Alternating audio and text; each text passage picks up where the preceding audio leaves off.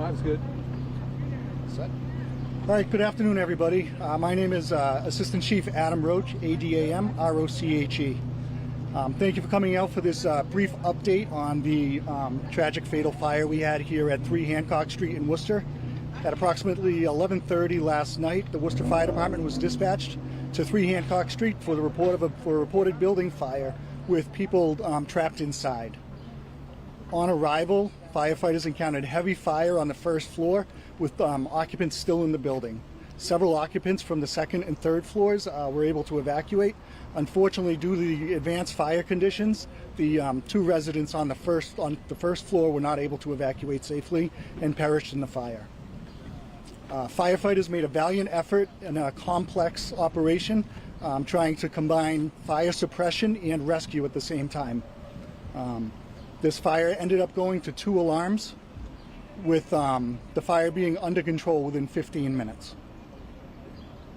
Chief, when you hear people are trapped inside and you're on approach, what is going through the minds of first responders when you know you've got people trapped inside a burning building? Sure, when we hear that people are trapped, what we try to do is ascertain locations and whether or not what the fire conditions may be like for the people inside the building. Adam, is there a suspected cause for this fire? The fire is currently under investigation. We do know that the origin is on the first floor in a living room area. The neighbor said there was a second fire on this street not long ago. Is that true? And could they possibly be somehow related? I don't think so at this point. We are still investigating, but it doesn't appear that that's the case. But there was another fire? I'm not sure. Okay. Chief, can you describe the victims, man, woman, older, younger, were there children? So we're not going to identify the victims. The description I will give is 2 adults from the first floor. And were there others living in that apartment as well, or was it just the 2 of them living in there? I am not sure where the other occupants were living. I do know some were living on the second floor, some were living on the third floor. But as far as you know, they were the only 2 living in that first floor unit? As far as I know, the 2 victims were in the first floor. I'm not sure if anybody else lived in the first floor with them. One neighbor said something about an explosion. I have not heard any reports of an explosion on this incident. So is it a slow-moving fire, or how did this... This was a very fast-moving, advanced fire on our arrival. We had advanced fire conditions, particularly on the first floor. And what about the 2 firefighters who were injured? Can you describe their injuries and their status now? Sure. 2 firefighters were transported. It appears that they were transported for exhaustion, and they worked extremely hard trying to combine, again, the extinguishment efforts and the rescue efforts in this particular incident.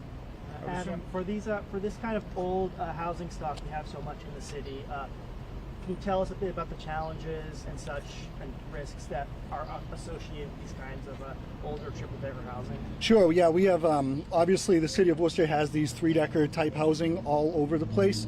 What is contained in these is called balloon frame construction, and that allows fire to get in void spaces and spread throughout the house very quickly. In order to extinguish these fires, we have to get into those void spaces. This particular fire, it was so well advanced on our arrival that it proved very difficult for the residents in the first floor to escape. Are you aware if there have been any safety inspection or the like that has happened in this property? I am not aware of any safety inspections or violations in this property. Does it worry you, though, about some of these old triple-deckers? Worcester has so many of them that they're not inspected properly, that perhaps the owners aren't keeping them up to date, that there could be some sort of fire hazards inside? Yeah, so we have to deal with the incidents we have at hand. Whether the owners keep up their property or not, I'm not sure if this property was rented or not, but if there are individuals living in their own property, obviously there are some dangers that come with the older housing stock, but this house seemed to be appropriately maintained. Can you just talk about your arrival on the scene? It sounds like it would be a pretty chaotic scene. You have people, it's nighttime, running in, running out, trying to rescue people. Sure, yeah, no, the on-scene on arrival, especially with advanced fire conditions, can be very chaotic.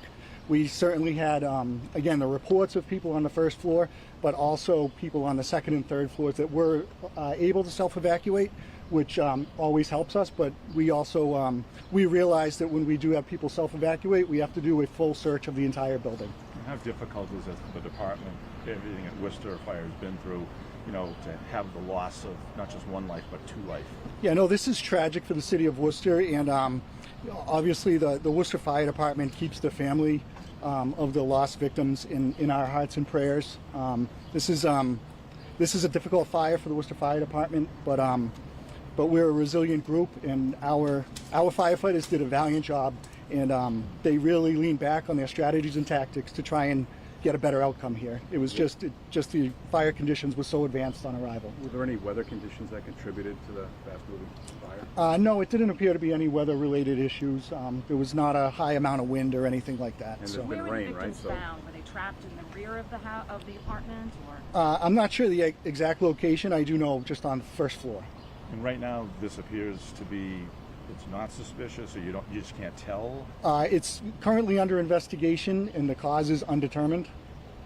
Chief, for the folks who live in these type of homes, you know, what's the advice to them? I mean, I would assume families are worried if they, you know, live in something like that this might happen to them. Sure. So we always preach smoke detectors, having early activation of and early notification with smoke detectors, and always having 2 ways out of your residence. So that means being able to have alternative exits if necessary. were Were there there smoke working detectors smoke in here? detectors? That's still under investigation. We're not sure if there were or were not. Chief, we had heard some reports about possible presence of hoarding or the like. Can the fire department comment on that? Yeah, I don't have the exact information on what the interior conditions were like. What I do know is the challenge was the advanced fire conditions on arrival. Difficult day in Worcester. It is a very difficult day in Worcester, and on this difficult day, we do remember just keep the family in our thoughts. Can you talk a little bit about how dark it was? Next with the investigation, will you do more on-site investigation? State Fire Marshal, will they be involved? So currently, Worcester Fire Department Fire Investigation Unit and Worcester Police Department will investigate this fire. The fire marshal has been notified, which is standard protocol for a fatality in a fire. But we will continue to investigate this fire. Chief, can you talk about This afternoon, looking more for... I'm not sure on the timeline of our investigator. Our investigators worked really hard. He's been here since about 2 o'clock this morning. So his timeline is kind of dependent on his ability to perform. He's tired. Chief, can you talk about what it was like when they first got here? We've seen some video of what it looked like with the smoke and everything. Sure. How difficult it was for those first responders. They had to put out the fire, and also somebody had to go in to try to get people out. Right? Yeah, absolutely. It was a fantastic job by our members. They did a really complex operation when we're trying to get water on the fire very quickly to extinguish it and make tenable conditions on the inside, but also when you have the reports of people trapped, simultaneously trying to do rescues and fire suppression is a complex. It's a really complex situation to try and handle. So there were crews inside, right? What did they say? Was it pitch black in there? Was the smoke pouring out, and there were still people in there? What do you... I'm not sure of the exact conditions they encountered, just that there was heavy fire on the first floor, and I'm sure there was visibility issues and smoke conditions throughout the building. And there were still Were there people any inside? other rescues, Chief, or did everyone on the second and third floor get out on their own? Yeah, to my knowledge, there were no other rescues.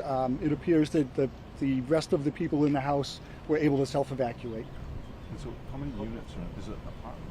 I think this is 3 units, but I'm not positive. 3 apartment units. Correct. And how many people are displaced? It appears right now to be about 11 or 12 people displaced.